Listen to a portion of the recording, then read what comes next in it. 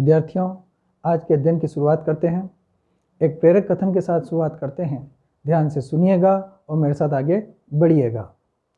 राह में मुश्किल होगी हजार, राह में मुश्किल होगी हजार, तुम 2 कदम बढ़ाओ तो सही, हो जाएगा हर सपना साकार, हो जाएगा हर सपना साकार, तुम चलो तो सही, तुम चलो तो सही। विद्यार्थियों, अध्ययन की आग को जलाए रखिए और निरंतर आगे बढ़ते रहिए। आज हम मेवाड़ के महान महाराणा कुंभा के बारे में चर्चा करेंगे। महाराणा कुंभा चित्तौड़ दुर्ग के आधुनिक निर्माता के रूप में जाने जाते हैं। महाराणा कुंभा मेवाड़ के इतिहास में चमकते हुए सूर्य के समान हैं, जिन्होंने अपनी रोशनी से पूरे मेवाड़ को रोशन कर दिया। महाराणा कुंभा की उपाधियों से हमें मालूम पड़ता है कि वो कितने महान शासक थे। महाराणा कुंभा के लिए अभिनव भट्टाचार्य, राणे राय, राणो रासो, हाल गुरु, दान गुरु, छाप गुरु, गजपति, नरपति, हिंदू सूत्राण जैसी उपाधियां काम में ली जाती है। तो विद्यार्थियों, आइए और आज के दिन की हम शुरुआत करते हैं। महाराणा कुंभा का शासनकाल 1433 से 1468 ईस्वी तक माना जाता है। महाराणा कुंभा से संबंधित सभी तथ्यों पर हम प्रश्नों के माध्यम से रोशनी डालेंगे। आज का हमारा पहला प्रश्न, महाराणा कुंभा मेवाड़ के शासक कब बने? उत्तर, महाराणा कुंभा मेवाड़ के शासक 1433 ईस्वी में बने। प्रश्न नंबर 2, महाराणा कुंभा के माता पिता का क्या नाम था? उत्तर, महाराणा कुंभा के पिता का नाम महाराणा मोकल और माता का नाम सौभाग्य देवी था। प्रश्न नंबर 3, महाराणा मोकल की हत्या किसने की? उत्तर, महाराणा क्षेत्र सिंह, जिनका समय 1364 से 1382 ईस्वी था। उनकी उपपत्नी की संतानें चाचा और मेरा, इनके साथ में मेहपा पवार ने मिलकर महाराणा मोकल की हत्या की। प्रश्न नंबर 4, सारंगपुर का युद्ध कब व किन के मध्य लड़ा गया? उत्तर, 1437 ईस्वी में सारंगपुर नामक स्थान पर मालवा के सुल्तान महमूद खिलजी व कुंभा के मध्य युद्ध हुआ। इस युद्ध में महमूद खिलजी पराजित हुआ। प्रश्न नंबर 5, सारंगपुर युद्ध के क्या कारण थे? उत्तर, महाराणा मोकल का हत्यारा मेहपा पवार ने मालवा के शासक महमूद खिलजी की यहाँ शरण ले रखी थी। महाराणा कुंभा ने सुल्तान से मेहपा पवार की मांग की, लेकिन महमूद खिलजी ने इस पर ध्यान नहीं दिया। इसी कारण से सारंगपुर का युद्ध हुआ। अगला प्रश्न, चंपानेर की संधि कब व किन के मध्य हुई? उत्तर, मेवाड़ पर गुजरात व मालवा के संयुक्त आक्रमण की योजना चंपानेर नामक स्थान पर 1456 ईस्वी में बनी, जिसे चंपानेर की संधि कहते हैं। अगला प्रश्न, महाराणा कुंभा को हिंदू सूत्राण क्यों कहा जाता है? उत्तर, मुगल शासकों पर विजय के कारण कुंभा को हिंदू सूत्राण कहा जाता है या हिंदू बादशाह कहा जाता है। अगला प्रश्न, कुंभा को युद्ध में स्थिर बुद्धि वाला क्यों कहा गया है?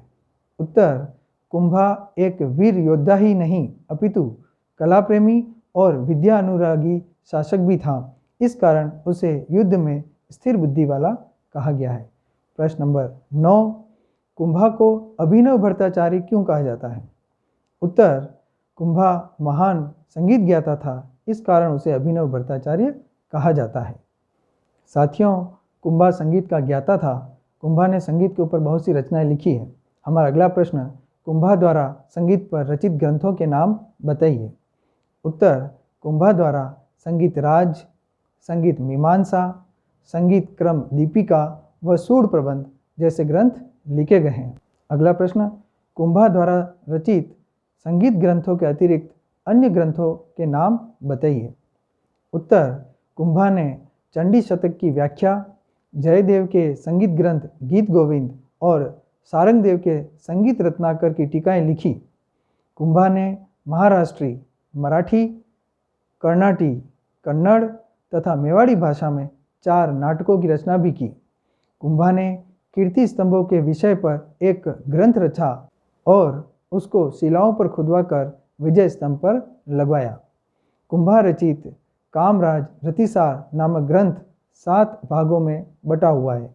अगला प्रश्न, कुंभा को राणो रासो क्यों कहा जाता है? उत्तर, कुंभा के दरबार में बहुत से विद्वान रहते थे। विद्वानों का संरक्षक होने के कारण कुंभा को राणो रासो कहा जाता है। अगला प्रश्न, कुंभा के दरबार के प्रमुख विद्वानों के नाम बताइए। उत्तर, कुंभा के दरबार में एकलिंग महात्म्य के लेखक कान्हव्यास तथा प्रसिद्ध वास्तुशास्त्री मंडन रहते थे। प्रश्न नंबर 14, मंडन द्वारा रचित ग्रंथों के नाम बताइए। उत्तर, मंडन ने देवमूर्ति प्रकरण, प्रासाद मंडन, राजवल्लभ, रूप मंडन, वास्तु मंडन, वास्तुशास्त्र और वास्तुकार नामक वास्तु ग्रंथ लिखे। अगला प्रश्न, मंडन के पुत्र गोविंद द्वारा रचित ग्रंथों के नाम बताइए।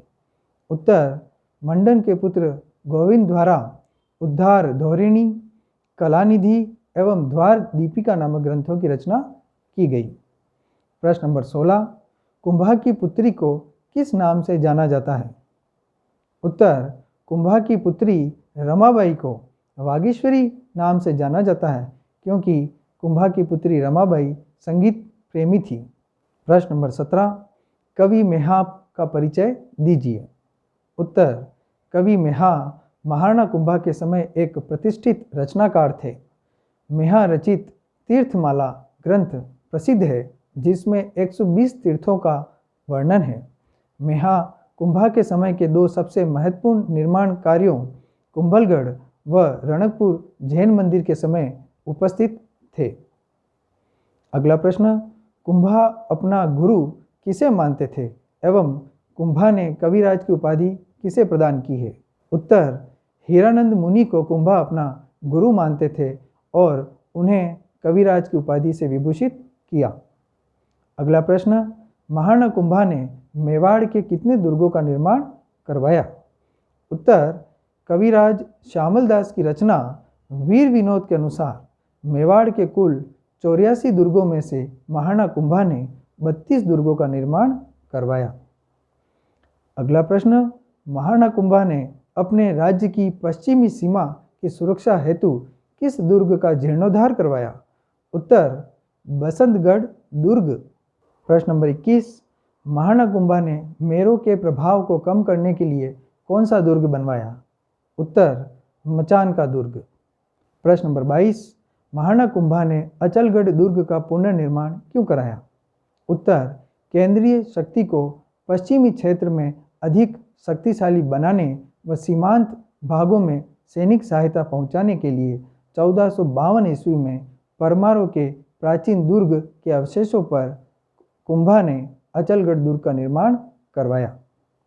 प्रश्न नंबर 23, यदि आपको चीन की दीवार के बाद विश्व की सबसे बड़ी दीवार देखनी है तो आप कहाँ जाएंगे।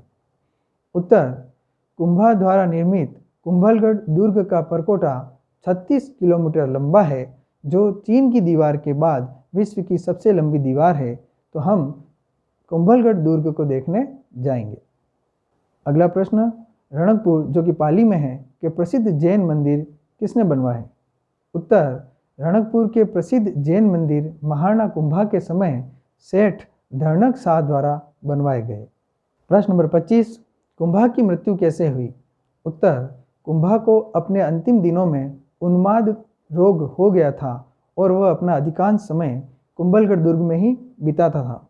यहीं पर उसके सत्तालोलुप पुत्र उदा ने 1468 ईस्वी में उसकी हत्या कर दी। अगला प्रश्न, कुंभा को किस शिलालेख में धर्म और पवित्रता का अवतार तथा दानी राजा भोज व कर्ण से बढ़कर भी कहा गया है। उत्तर, कुंभलगढ़ शिलालेख में कुंभा को धर्म और पवित्रता का अवतार तथा दानी राजा भोज व कर्ण से भी बढ़कर बताया गया है। अगला प्रश्न, वसुंधरोद धरणादिवराहेन अर्थात विष्णु के प्राथमिक अवतार वराह के समान वैदिक व्यवस्था का पुनर्संस्थापक की उपाधि किसे दी गई है। उत्तर, यह उपाधि महाराणा कुंभा ने स्वयं धारण की थी। प्रश्न नंबर 28, विजय स्तंभ पर टिप्पणी लिखिए। उत्तर, चित्तौड़ दुर्ग के भीतर 9 मंजिले और 122 फीट ऊंचे विजय स्तंभ का निर्माण महाराणा कुंभा ने मालवा के शासक सुल्तान महमूद खिलजी पर विजय की स्मृति में करवाया था। विजय स्तंभ का निर्माण प्रधान शिल्पी जेता व उनके 3 पुत्रों नापा, पोमा और पूंजा की देखरेख में हुआ। अगला प्रश्न, भारतीय मूर्तिकला का विश्वकोश किसे कहा जाता है?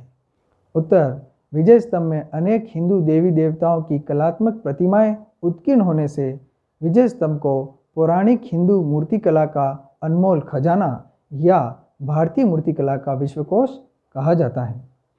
प्रश्न नंबर 30, विजय स्तंभ को विष्णु ध्वज क्यों कहते हैं? उत्तर, विजय स्तंभ के मुख्य द्वार पर भगवान विष्णु की प्रतिमा उत्कीर्ण होने के कारण विजय स्तंभ को विजय ध्वज कहा जाता है। प्रश्न नंबर 31, विजय स्तंभ का पुनर्निर्माण किस शासक के समय में हुआ? उत्तर, महाराणा स्वरूप सिंह, जिनका शासनकाल 1842 से 1861 ईस्वी था, के समय विजय स्तंभ का पुनर्निर्माण कराया गया। अगला प्रश्न, भारतीय राष्ट्रीय आंदोलन में विजय स्तंभ का क्या महत्व है? उत्तर, भारतीय राष्ट्रीय आंदोलन के दौरान विजय स्तंभ ने क्रांतिकारियों के लिए प्रेरणा स्रोत का कार्य किया। प्रसिद्ध क्रांतिकारी संगठन अभिनव भारत समिति के संविधान के अनुसार प्रत्येक नए सदस्य को मुक्ति संग्राम में जुड़ने के लिए विजय स्तंभ के नीचे शपथ लेनी होती थी। विद्यार्थियों, आज हमने महाराणा कुंभा का अध्ययन किया है। एक नए विषय के साथ हम पुनः शीघ्र उपस्थित होंगे। धन्यवाद।